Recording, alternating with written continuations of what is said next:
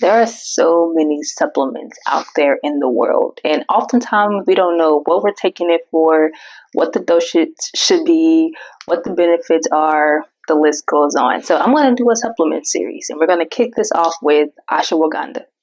Let's get into it. Cerebral flow in my head I go. Try reach me now but my cell line slow. I keep it low, it's like where I go. Try teach me how but I said I know. People know me like you like hope, and I need to know premise when I show. I collect my dough, do my thing and go. So first things first, what is ashwagandha? Well, it's a shrub. So it's a plant that is most commonly grown in India, parts of Africa, and parts of the Middle East. Ooh. Have you seen that episode of SpongeBob where Patrick is like, "You said east? I thought you said west." This is east. Oh, east? I thought you said west. But yes, parts of the Middle East. So this is where it's grown, and more ancient times, the people in those areas used this as a medicinal plant. Different parts of it were used to treat different stuff, and some of the substances were said to be anti-inflammatory and antioxidant. So it's like natural medicine. In those times, the origin of the word actually means horse smell.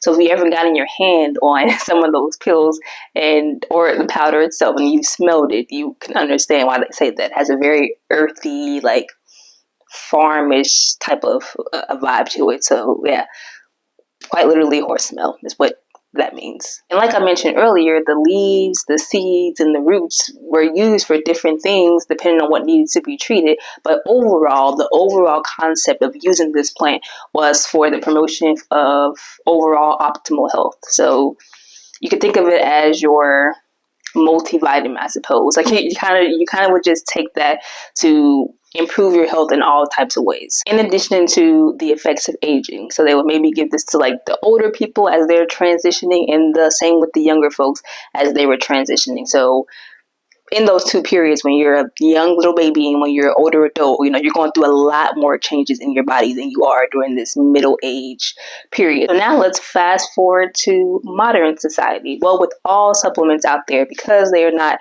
heavily or sometimes at all FDA regulated, you can't, there's little literature and research that can prove these claims that people make when they decide to sell ashwagandha pills or sell ashwagandha powder or any type of variation.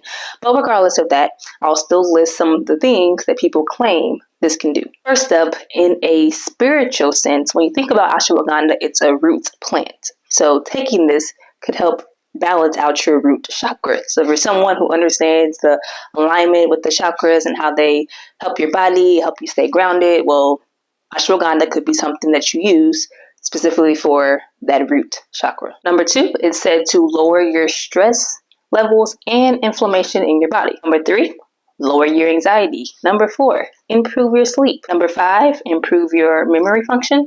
Number 6, improve your sexual reproduction function. And number 7, enhances your immunity, fatigue, and pain. So like I mentioned before, when you think about this list, it's like, well, that's pretty much any problem anyone can have. And exactly, like I mentioned earlier in the video, they use this for optimal health. So you can think of it as your one-stop shop. Like, I'm going to take this, we're just going to get my entire health together. Now, again, seeds, leaves, roots, depending on what you wanted to treat, had different concentrations and different ways of using it. So people that are out here manufacturing this ashwagandha, they may manufacture in such a way that however they're doing it, this particular brand of it specifically helps with stress reduction, or this brand specifically helps with your memory function, or this one specifically helps with your joint function. But again, there's not much scientific literature to back up these claims. There's even limited research on how much of it you should take. How much is too much, how much is too little, how much of this is actually going to improve your sexual reproduction system, and how much of it isn't. So it's just, it's a lot. Maybe if you went to a holistic doctor that specializes in this, they would have more research, but your typical day-to-day person is probably not going to know this, if I'm being honest. So all in all, we're going to call ashwagandha the health pill. This is something that you can take for just optimization of your health. Is it worth buying?